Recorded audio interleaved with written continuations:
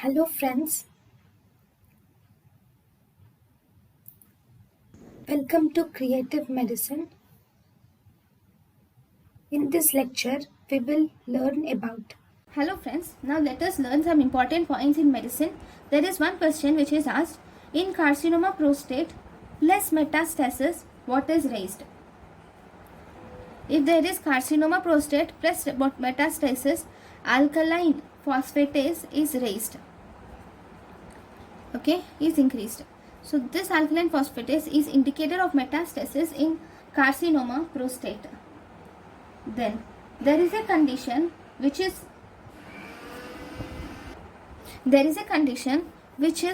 called as Rolex formation. Rolex formation. What is Rolex formation? Rolex formation is clumping of RBCs which are Rolex formation is stacks or clumps of RBCs where they form a coin like or a group of RBCs which are clumped. This Rolex formation occurs in multiple myeloma also, and there are many conditions which causes increased Rolex formation. Multiple myeloma is one such condition, and this Rolex formation is it causes increase in ESR. Then there is a question which is asked about in CML, what are the hormones or what are the things which are increased and what are the things which are decreased. In CML, chronic myeloid leukemia, mainly there is increase in vitamin B12 level and there is increase in LDH level and there is decrease in ALP. So this is important. ALP is decreased in CML, and in CML there is increased B12 and there is increased LDL. Then one more important thing is about the prophylaxis for HIV. This is important. Prophylaxis for HIV. That is post-exposure prophylaxis for HIV. Many questions have been asked on this topic in AIMS PG. So this prophylaxis mainly depends upon can be differentiated into two types based on whether he is a normal low risk individual or whether he is high risk individual. If the person is low risk individual, we can just give 2 nucleoside reverse transcriptase inhibitors for 4 weeks. If he is a high risk individual, we will have to give 2 nucleoside reverse transcriptase inhibitors. Along with that, we should give protease inhibitors for 4 weeks. Okay, so I will just give you one regimen example for high risk individuals. So for high risk individuals, we can give 2 NRTIs. So that includes zidovudin and lamivudin are 2 NNRIs. And if you see, protease inhibitor is an indinavir. Okay, so you can give zidovudin plus lamivudin plus indinavir for 4 weeks in a patient with high risk. For low risk, you will have to give 2 NRTs. That is, you can give either zidovudin plus lamivudin, only these two you can give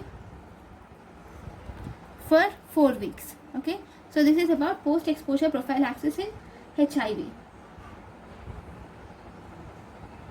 Then, if you were asked what are the pathological features of Plasmodium falciparum.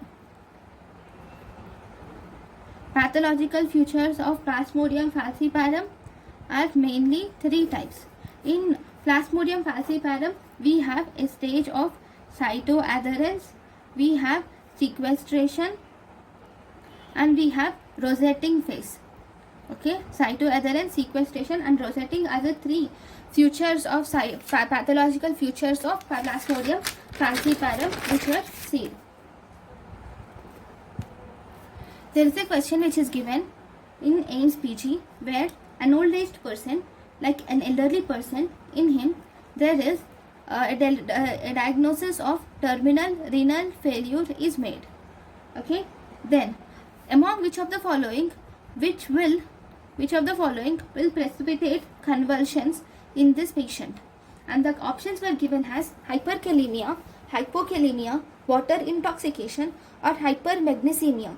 So among all these, water intoxication will precipitate the terminal renal failure. Will precipitate convulsions in terminal renal failure. Because whenever there is water intoxication, there is relatively hypervolemic hyponatremia can occur, which will precipitate convulsions. Then there is a question which has been asked about the in the small intestine, if we resect, how much amount of small intestine we can resect without any digestive abnormalities?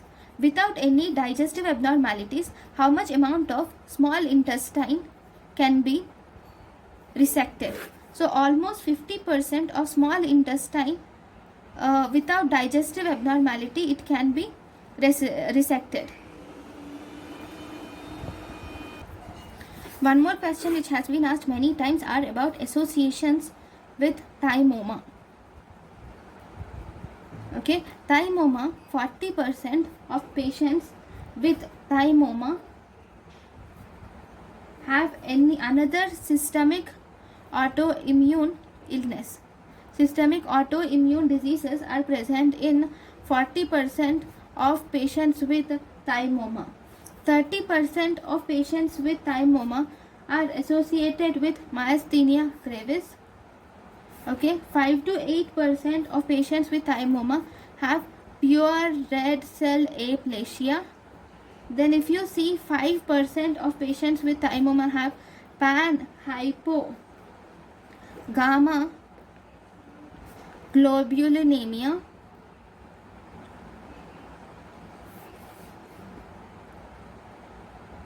And 10% of patients with myasthenia gravis have thymoma. Okay, thymoma, if you see, it is also associated with SLE, Sjogren's syndrome, ulcerative colitis, pernicious anemia, Addison's disease, panhypopituitarism. So all these are the cases in which associations of thymoma are seen.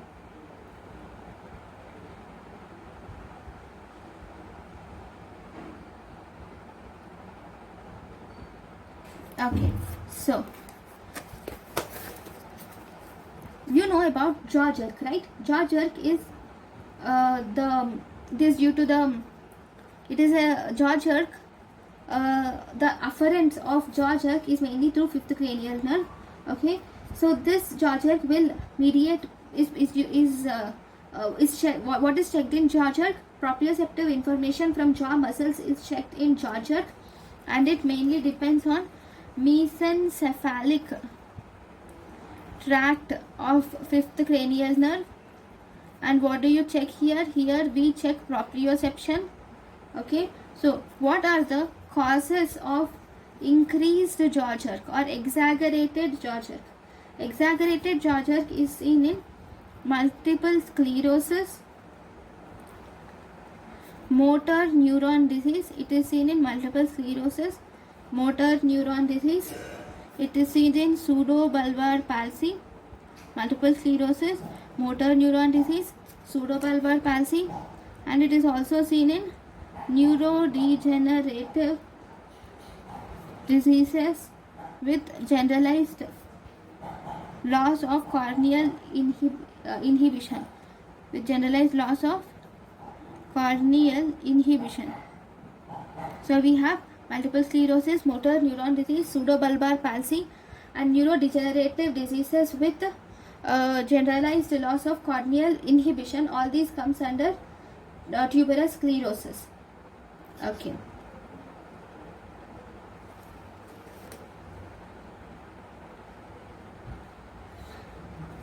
Now, blood alcohol concentrations at which the person is under influence of alcohol, at which concentration? When do you say that the person is under the influence of alcohol? If it is more than 50 milligram percentage, then we call it as the person is under the influence of alcohol.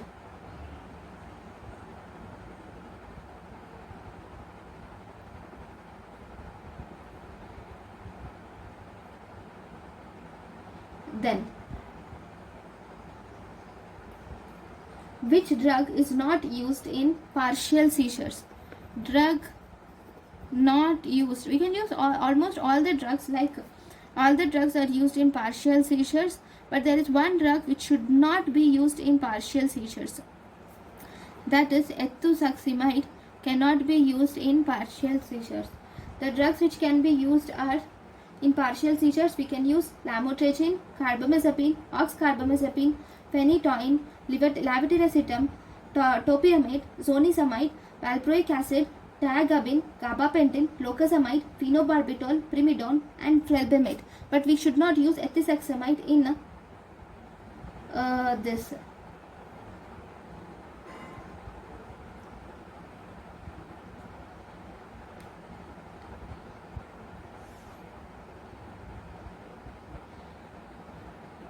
Okay.